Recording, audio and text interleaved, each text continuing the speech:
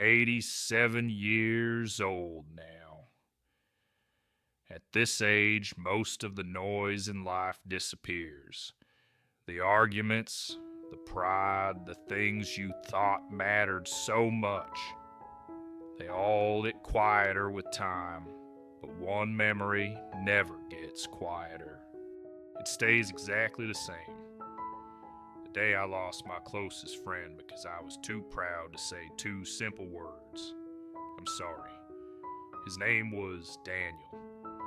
We met when we were both 23, back when the world still felt wide open and unfinished. We worked in the same machine shop in a small town where the days started early and ended with grease on your hands. Daniel had a way about him. Not loud, not the kind of man who filled a room, but steady. You knew exactly where you stood with him, and that kind of thing is rare. We started having lunch together mostly because we were both new. Two young men trying to figure out how to survive long shifts and bosses who didn't believe in breaks. At first, we talked about ordinary things, paychecks, cars we couldn't afford, girls we were too shy to talk to. Nothing important. But friendship doesn't usually start with important things. It starts quietly. A few years later, we were inseparable. If I had a problem, Daniel was the one I called. If something went wrong in his life, he showed up at my door with a six-pack and sat on the porch until midnight talking it through. We saw each other through marriages, through the births of our children, through layoffs and new jobs and all the small disappointments that come with building a life. He was there when my father died. I remember that night clearly. Everyone else had gone home and the house was quiet. Daniel sat with me at the kitchen table without saying much, just being there. At the time, I didn't think about it as something special. I thought that was simply what friendship was supposed to look like. You assume things like that will always be there. That's one of the mistakes people make when they're young. You believe the people around you are permanent. Daniel and I spent nearly 30 years like that. Weekends fixing things around the house, fishing trips that were mostly excuses to sit in silence and forget about work. Barbecues where our kids ran around the yard while we argued about baseball teams. Our wives joked that we were like brothers. And maybe we were, but brothers can drift apart too. It started with something small. Most things that change your life begin that way. Small enough that you don't recognize the moment when it happens. Daniel had started a small contracting business in his 40s. He was good with his hands, better than most people I knew. I was proud of him for it. At the time, I was managing operations at a supply company. Nothing glamorous, but it paid the bills. One afternoon, Daniel came to me with an idea. He wanted to bid on a renovation project for a local school, and he asked if my company could supply materials at a better rate. Not a favor exactly, just a little help getting started. Looking back, it was a reasonable request, but at the time I saw it differently. I worried about the rules at work, about how it might look if someone noticed I was giving a friend special pricing. I also worried about something else I didn't admit then, pride. I didn't like being put in a position where someone might think I was bending the rules, so I told him no. Not gently, not thoughtfully, just no. I said things like, I can't risk my job for a friend's business. I said it like he was asking me to do something dishonest.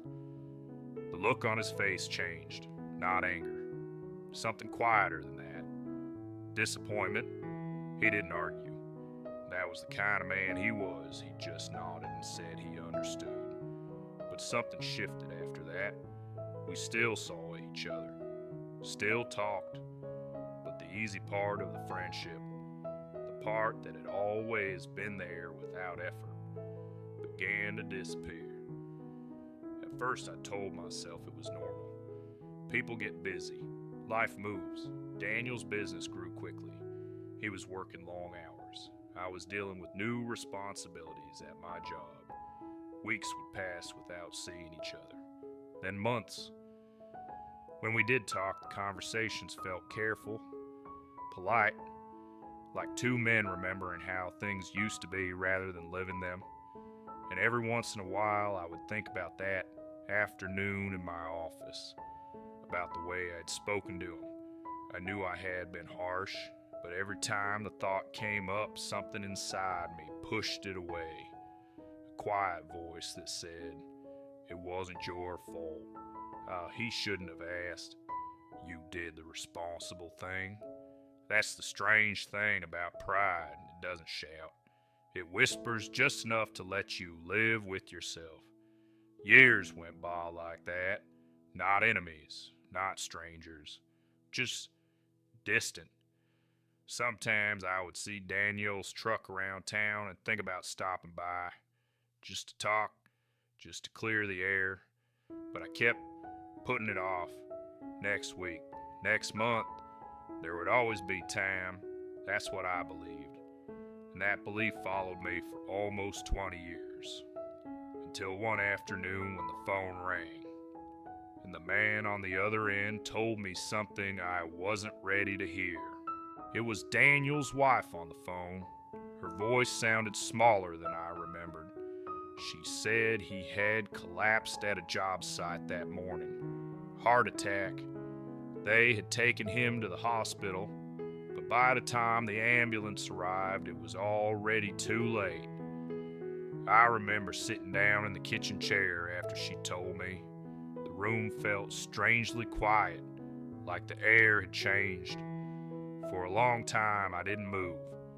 I just kept thinking about the last real conversation Daniel and I had. That day in my office. The sharpness in my voice. The way he had nodded without arguing. 20 years had passed since then. 20 years of chances to fix something that should have taken 5 minutes. 5 minutes and 2 words. I'm sorry. The funeral was held 3 days later. The church was full. Daniel had helped a lot of people over the years. Contractors, neighbors, friends from the old shop. I sat near the back, not because anyone told me to. It just felt like the right place. During the service, people stood up to talk about him. They told stories about jobs he helped finish when someone else quit, about how he always showed up when someone needed an extra pair of hands, about the way he never made a big deal about helping. That was Daniel. Quiet kindness, the kind that doesn't ask for recognition. At one point, his wife mentioned the early years, when we used to fish together. She smiled when she said my name, but I couldn't look at her. All I could think about was the empty space where a conversation should have happened years ago. After the service, people gathered outside, small groups talking in the parking lot, sharing memories. I stood there for a while, not sure what to do with my hands. Eventually, Daniel's son came over. I hadn't seen him since he was a teenager. He shook my hand and thanked me for coming. Then, he said something that stayed with me. "My dad always spoke highly of you." He said it simply, not accusing, not questioning, just a statement. I nodded and told him his father had been a good man. But inside, I felt something heavy settle into place.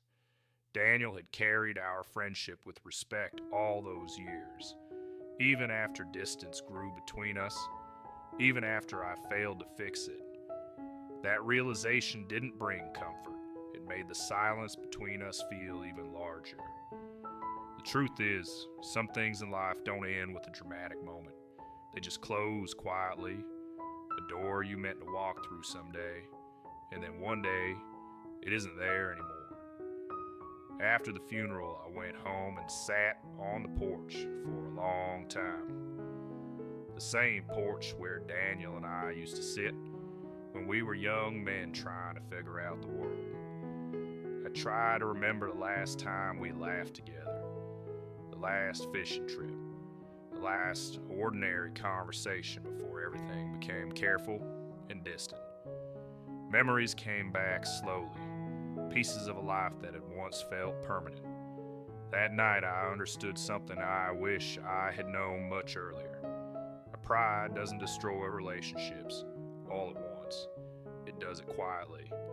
A delayed phone call, an apology you decide can wait, a conversation you convince yourself isn't necessary, until one day, time runs out. People think regret comes from the big mistakes, the obvious ones.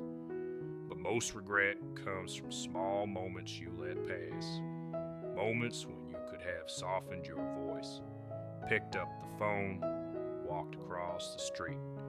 I've lived a long life. 87 years is more time than many people get. But there are parts of that time I would trade without hesitation if it meant sitting across from Daniel one more time, just to say the thing I should have said decades ago. Not to fix the past, just to let him know I understood. These days, the house is quiet. Most evenings, I sit in the same chair near the window. Sometimes I think about the way friendships grow slowly when you're young, and how easily they can fade when you assume they'll always be there. If you're listening to this story, I'm not telling it because I expect sympathy. There's nothing anyone can give me that would change what happened. I'm telling it because pride has a strange way of disguising itself as dignity. It tells you that apologizing makes you small, that admitting you were wrong means you've lost something. But standing at your friend's funeral, realizing the words will never reach him now, that's when you see how foolish that voice was. If this story meant something to you, you're welcome to share your thoughts. Not for me. Just because sometimes hearing someone else's regret helps us notice the quiet moments in our own lives. As for me, I'm an old man now. Most of the people who knew the younger version of me are gone. And every once in a while, when the evening gets still, I find myself thinking about Daniel, about the years when friendship felt simple, about the apology that never happened. At 87, I know something for certain. Some words are only deaf